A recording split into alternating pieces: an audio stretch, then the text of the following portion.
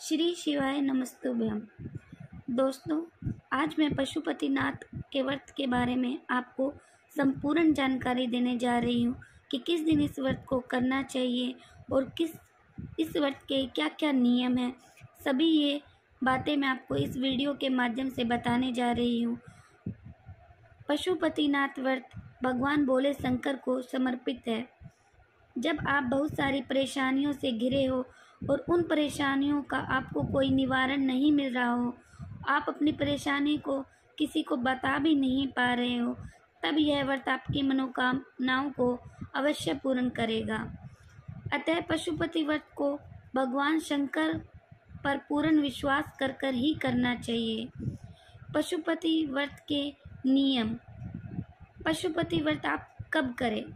पशुपति व्रत को किसी भी महीने के सोमवार, चाहे वह कृष्ण पक्ष हो या शुक्ल पक्ष, आप कभी भी इसको प्रारंभ कर सकते हैं। शास्त्रों के अनुसार इस व्रत को करने के लिए किसी विशेष महीने का होना अनिवार्य नहीं है, केवल सोमवार का दिन होना चाहिए।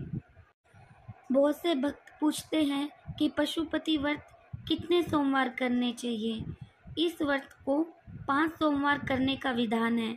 वैसे तो आपकी मनोकामना 5वां सोमवार आने से पूर्व ही पूर्ण हो जाती है। अगर आप फिर से व्रत करने की सोच रहे हैं तो एक सोमवार छोड़कर व्रत करना प्रारंभ कर सकते हैं। तो चलिए अब मैं आपको बताती हूँ पशुपतिनाथ व्रत की विधि। आप पशुपति व्रत जिस सोमवार से करना प्रारंभ कर रहे हैं, उस सोमवार को स्नान करके स्वच्छ वस्त्र धारण कर 5 सोमवार व्रत करने का संकल्प लें। फिर आप अपने आसपास के मंदिर में जाएं। अपनी पूजा की थाली में धूप, दीप, चंदन, लाल चंदन, बेलपत्र, पुष्प, फल, जल ले जाएं और शिव भगवान का अभिषेक करें। इस थाली को घर आकर ऐसे ही रख दें। जब आप सायं के समय स्वच्छ होकर मंदिर में जाएं तो इसी थाली में मीठा प्रसाद, घी के दीपक में आपको 6 दीपक थाली में रखने हैं और मीठे में जो आप घर से प्रसाद बनाकर लेके जाएंगे, उस प्रसाद को आप मंदिर में 3 भागों में बांट लें। 2 भाग भगवान शिव को समर्पित करें और बचा हुआ 1 भाग अपनी थाली में रख लें। इसी प्रकार आप जो 6 दिए लेके जाएंगे, उनमें से 5 दिए भगवान शिव जी को सम्मुख प्रज्वलित करें। बिना जला बचा हुआ दिया अपनी थाली में रखकर घर वापस ले आएं। इसे घर में प्रवेश होने से पहले अपने घर के मुख्य द्वार के दाहिने ओर चौखट पर रखकर जला दें। घर में प्रवेश करने के बाद 1 भाग भोग प्रसाद को आप ग्रहण करें। इस प्रसाद को किसी और व्यक्ति को ना दें। ये प्रसाद आपको स्वयं ही खाना होता है और प्रसाद के साथ साथ आप भोजन भी ग्रहण कर सकते हैं। हो सके तो मीठा भोजन ही ग्रहण करें। अब मैं आपको बताती हूँ कि इस व्रत के क्या नियम होते हैं। शास्त्रों के अनुसार प्रत्येक व्रत के अपने कुछ नियम होते हैं, वैसे ही इस व्रत के भी कुछ नियम हैं। इस व्रत को सोमवार के दिन ही किया जाता है। इस व्रत में सुबह और शाम मंदिर जाना होता है। किसी कारण आप व्रत करने में असमर्थ हो तो उस सोमवार को व्रत नहीं करना चाहिए।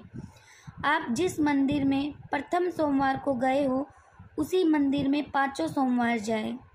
सायं के समय पूजा का बहुत महत्व है। व्रत करने वाले को दिन में सोना नहीं चाहिए। भगवान शंकर का ध्यान करते रहना चाहिए।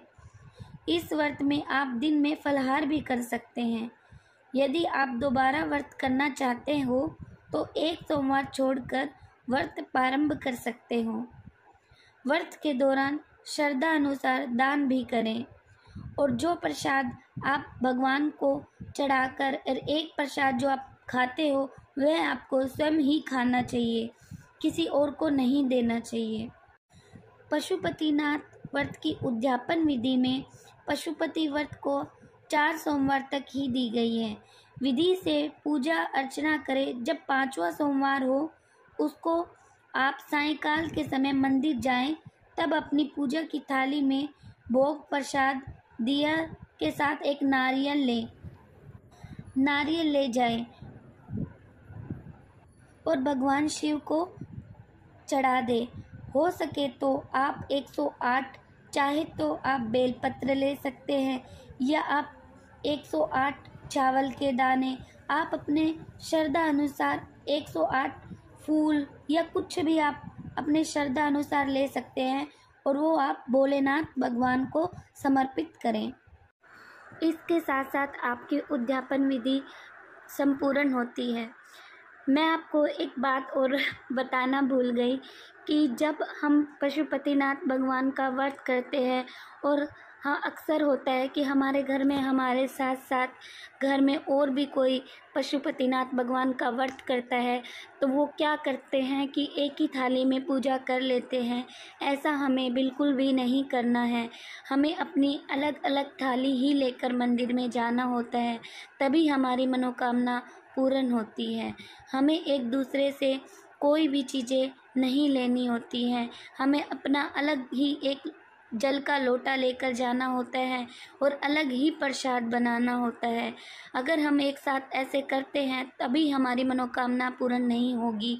हमें अपनी पूजा अलग अलग ही करनी होती है। आशा करती हूँ दोस्तों आपको भी ये वीडियो पसंद आई होगी। इसी तरह की वीडियो देखने के लिए चैनल को लाइक, शेयर एंड सब्सक्राइब ज़रूर करें। धन्यवाद।